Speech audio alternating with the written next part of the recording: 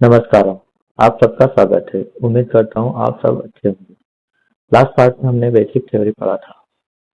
आज हम पढ़ेंगे मार्केट में कैसे काम किया जाता है और कितने प्रकार से काम कर सकते हैं। मार्केट में हम दो तरह से काम कर सकते हैं। पहला होता है इन्वेस्टिंग, दूसरा होता है ट्रेडिंग। इन्वेस्टिंग जिसमें हम लोग लॉन्ग टर्म के लिए मनी इन्वेस्ट करते हैं। इन्वेस्टिंग जिसमें हम लॉन्ग टर्म के लिए मनी इन्वेस्ट करते हैं, जैसे 1 साल, 5 साल, 10 साल, 20 साल, जो भी अपना गोल है। इसमें हम देखेंगे कितने प्रकार के इन्वेस्टमेंट हम कर सकते हैं। पहला होता है म्यूचुअल फंड, दूसरा SIP सिस्टमेटिक इन्वेस्टमेंट प्लान, तीसरा होता है ETF एक्सचेंज ट्रेडेड फंड, और चौथा होता है शेयर होल्डिंग, किसी शेयर को हम होल्ड करके रखते हैं।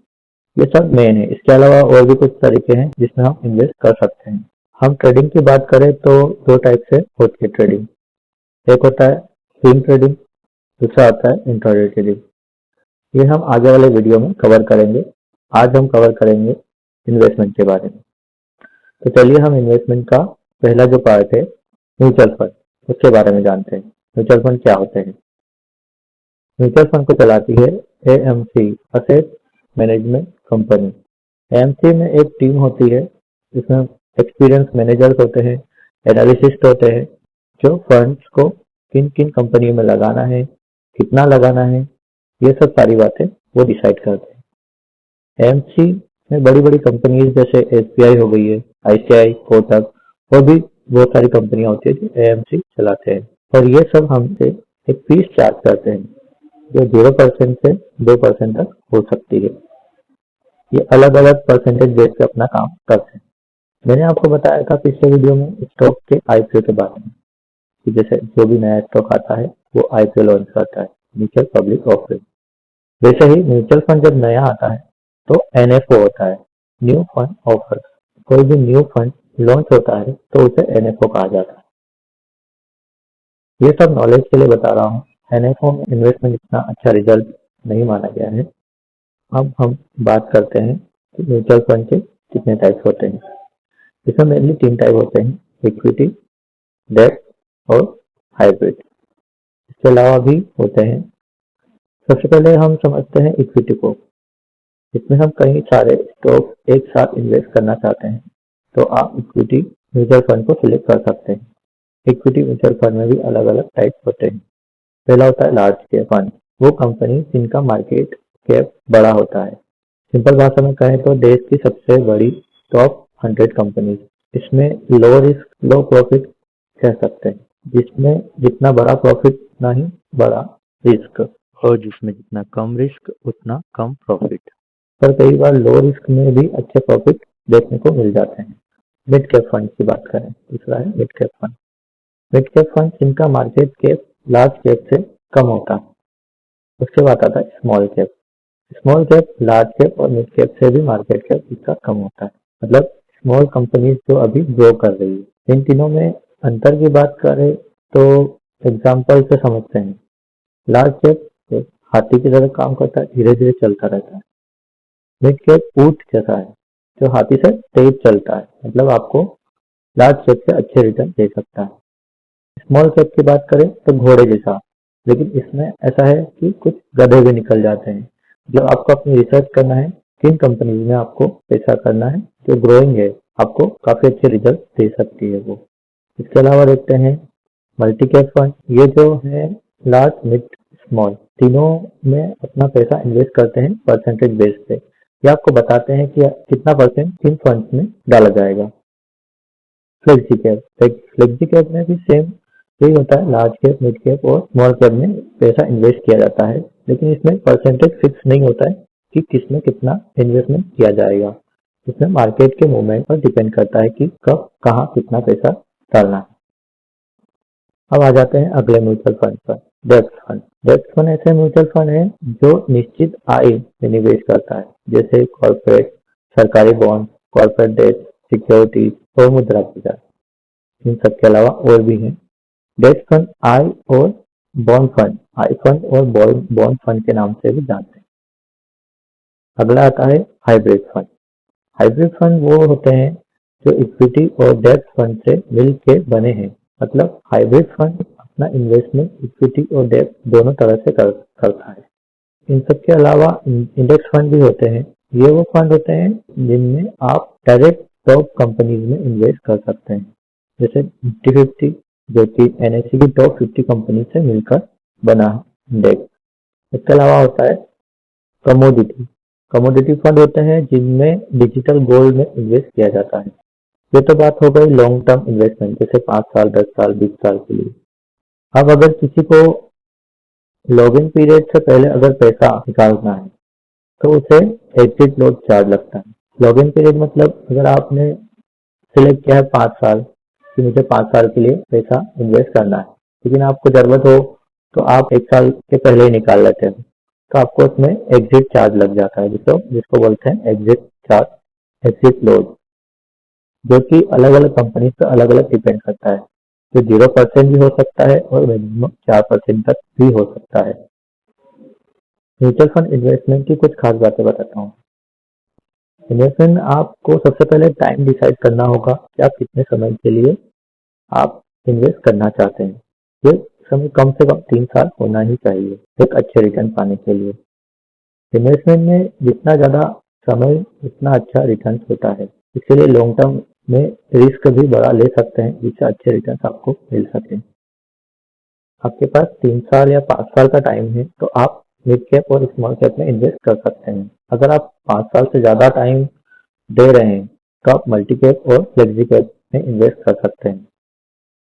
इन सब में इंडेक्स फंड को सही इन्वेस्टमेंट समझता हूँ लॉन्ग टर्म के लिए, क्योंकि इसमें रिटर्न काफी अच्छे देखने को मिले हैं और आगे भी मिल सकते हैं। तो चलिए अब हम बात करते हैं प्रैक्टिकली कि कैसे इसमें इन्वेस्ट करते हैं, इसमें कैसे म्यूचुअल फंड सर्च कर सकते हैं। आपकी स्टॉक में लॉगिन करिएगा तो आप डेस्कटॉप पे कर सकते हैं, तो इस टाइप से आपको दिखेगा। अगर आप मोबाइल में करते हैं तो मोबाइल में आपको डिस्कवर का ऑप्शन दिखेगा नीचे की साइड में, सेकंड लास्ट में। डिस्कवर पे आप देखेंगे, डिस्कवर पे क्लिक करेंगे तो वहाँ पे म्यूचुअल फंड का ऑप्शन आएगा, मिलेगा। आप म्यूचुअल फंड खोलेंगे तो आपको इस टाइप से एक पेज खुल जाएगा। तो यहाँ पर आप देख सकते हैं बहुत सारे म्यूचुअल फंड आपको यहाँ पे फंड दिखाई देंगे, सारी चीजें जो मैंने आपको बताया था, large cap, mid cap, small cap, large and mid cap, hybrid, ये सारी। इसमें जो मेन मेन जो आपको दिखाते हैं ये इंडेक्स फंड सारे 50 निफ्टी 50 जो मैंने आपको बताया था कि टॉप, इंडिया की टॉप 50 कंपनी से मिलकर जो बनता है निफ्टी 50, ये सारे इंडेक्स फंड है। इनके रिटर्न आप देख सकते हैं 3 साल में आपको 17%, 17, 17.5, 18% समथिंग आपको इसमें 3 साल में रिटर्न मिलते हैं। इसमें अगर आप कैटेगरीज में देखते हैं तो इसमें काफी सारी कैटेगरीज है। जैसे आप देखेंगे मैंने आपको बताया था एनएफओ जैसे जो आपको आता है फर्स्ट में न्यू फंड ऑफरिंग, ठीक है। तो एनएफओ में सारे एनएफओ आपको दिख जाएंगे कि अभी न्यू कौन से फंड लॉन्च हो रहे हैं। आप इस पर क्लिक करोगे तो आपको सारे दिख जाएंगे वो कौन से कब आने वाले हैं, इंडेक्स कब है, इशू डेट कब है, किस टाइप से है वो, ठीक है। लेकिन इतना कुछ खास है नहीं इसमें, जब भी चल रहा है आप उसी में इन्वेस्ट करिएगा तो ज्यादा बेहतर रहेगा। जैसे टैक्स सेविंग में होता है, अगर कोई आप ITR फाइल करते हो तो उसमें आपको इसमें काफी बेनिफिट मिल जाते हैं। इसमें टैक्स नहीं लगता आपके अमाउंट पे, जो भी आपने इन्वेस्टमेंट किया है या फिर जो भी है, आप टैक्स सेव करने के लिए आप इसको ले सकते हैं। आप ये अच्छा ऑप्शन है। इसके रिटर्न भी आप देख सकते हैं, काफी अच्छे रिटर्न है इसमें। रिस्क भी जैसे आप देखेंगे, मैंने कहा था आपको हाई रिटर्न के लिए हाई रिस्क पे जाना पड़ेगा, इसी प्रकार रहता है हाई रिस्क हाई रिटर्न, बस यही सारा कॉन्सेप्ट है इसमें। आप देखेंगे एवरेज है 21%, 22%, 23%, 24%, ये सारे रिटर्न आपको देखने को मिलते हैं इसमें। ये एक 3 साल का है। अगर आपको इसमें और देखना है तो आप क्लिक करेंगे तो इसकी सारी डिटेल्स आपको ब्रीफ में मिल जाएगी। 5 स्टार रेटिंग है, हाई रिस्क में है, हाई रिटर्न दे रहा है ये आपको, कितने साल में आपको कितना रिटर्न दिया है। ओवरऑल करें आप तो 21% रिटर्न, 22% रिटर्न दिया है। 5 ईयर का देखिए 30% दिया है। 3 ईयर का जैसे एवरेज देखा जाता है तो 3 ईयर में 35% के समथिंग है। 1 साल में इसने दिया है 23%, और 6 महीने में लास्ट अभी जो मार्केट है एक 5 से 6 महीने का, उसमें काफी बूम हुआ है ये। तो इसमें आपको 60% का रिटर्न है। आप 3 मंथ में जाएंगे तो आपको शायद और ज़्यादा देखने को मिले, 56% का रिटर्न मिला है इसमें। और आप 1 मंथ, लास्ट 1 मंथ जो इलेक्शन टाइम था, जिसमें आप देख रहे हैं कि काफ़ी ज़्यादा मार्केट में उठा हुआ है, काफ़ी मार्केट उठा है, इसमें आपको काफ़ी अच्छे रिटर्न देखने को मिले, 224%। आपके अमाउंट का 224% काफ़ी हो जाता है आपको ये इतना रिटर्न सिर्फ 1 मंथ में आप देखने को मिल सकता है आपको ये। तो ये चीज़ है, लेकिन ये हमेशा नहीं होता है। जैसे अब इलेक्शन टाइम पे या फिर कुछ इवेंट टाइम है, तो उस टाइम पे आप इन्वेस्टमेंट काफ़ी आपको फ़ायदा देता है। इसके अलावा अपन बात करें बेटर देन बैंक की, ये तो अब अगर बैंक में अमाउंट रखते हैं तो उसमें तो एक मिनिमम इंटरेस्ट मिलता है, उसी हिसाब से आपको मिलता है, तो 4%, 5%। ठीक है, हाई रिस्क हाई रिटर्न। इसमें आप देखेंगे इसमें काफ़ी अच्छे रिटर्न आपको मिलते हैं, जैसे 37%, 28%, 21%, 28%। ये मिड कैप के हैं सारे। इक्विटी में आप देखेंगे सारे मिड कैप के हैं ये स्मॉल कैप में आता है, ये मिड कैप है, स्मॉल कैप है। इसमें सब कोई सा भी उठा के देख सकते हैं, इसके रिजल्ट आप देख सकते हैं, कब आया था ये, इसका एनएवी क्या है। आप इसका मार्केट में देखते हो तो आपको शेयर्स दिखते हैं, एक कंपनी का वैल्यू दिखता है, इसको शेयर्स बोलते हैं। इसमें म्यूचुअल फंड में एनएवी बोला जाता है। ठीक है, इसमें जो इन्वेस्टमेंट है आप देख सकते हैं, इक्विटी में है, हाँ, इसका 93%, कैश में इसमें किया है 6.39%। इसका कैपिटल कितना है आप देख सकते हो, लार्ज कैप में कितना किया है, मिड कैप में कितना किया है, स्मॉल कैप में इसमें कितना इन्वेस्ट किया है। सेक्टर का बात करें तो आप इंडस्ट्रियल सेक्टर में इसमें कितने किया है, बेसिक मटेरियल्स में कितना किया है। अब ये सेक्टर्स अगर आप बात करें तो जो भी कंपनी है जिससे भी रिलेटेड है वो सेक्टर में जाती है। जैसे बैंकिंग है तो फाइनेंस सेक्टर में जाएगी, कोई अगर टेक्नोलॉजी से रिलेटेड कंपनी है तो टेक्नोलॉजी सेक्टर में जाएगी, कोई फार्मा कंपनी है तो फार्मा सेक्टर में जाती है। जैसे ऑटोमोबाइल कंपनी है, ये ऑटो सेक्टर में जाती है। कैटेगरी देखेंगे तो वेरी हाई रिस्क में जाता है, जितना ज़्यादा रिस्क उतना ज़्यादा रिटर्न के चांसेस रहते हैं। ये भी है, रिस्क है तो रिटर्न है, दोनों चीज़ें हैं, जैसे मैंने आपको पहले बताया था।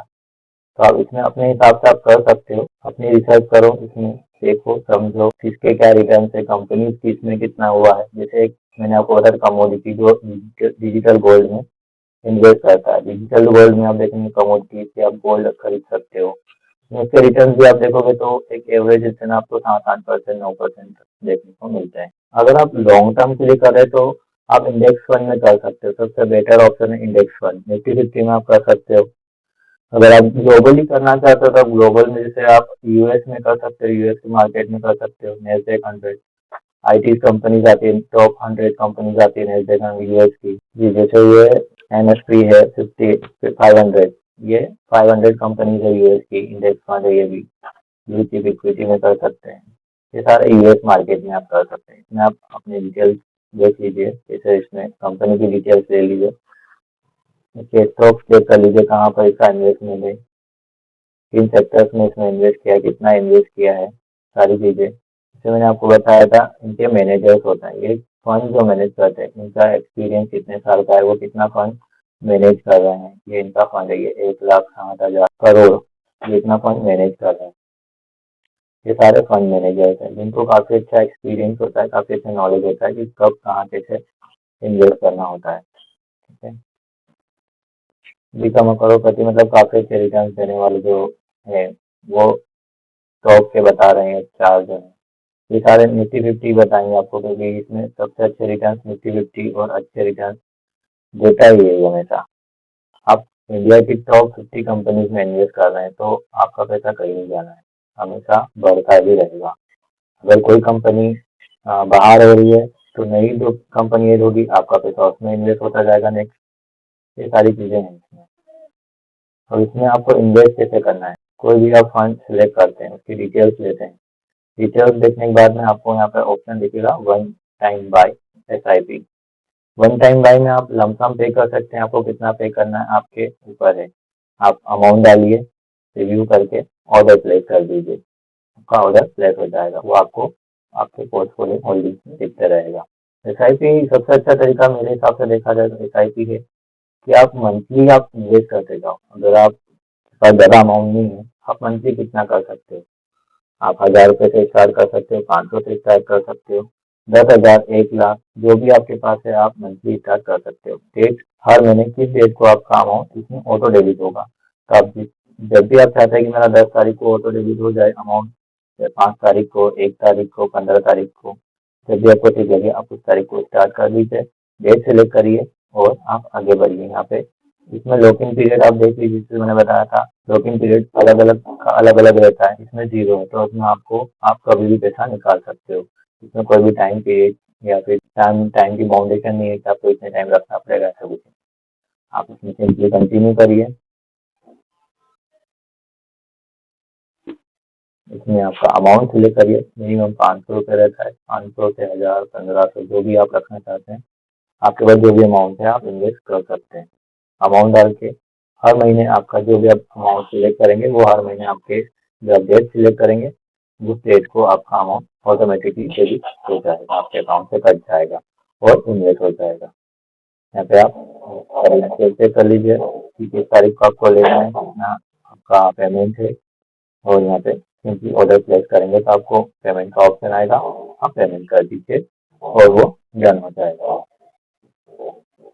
ठीक है, अब मिलते हैं नेक्स्ट वीडियो में। अगर इससे रिलेटेड कुछ आपको इश्यू आ रहा है या फिर कुछ और समझना है तो आप कमेंट करके मुझे बताइएगा।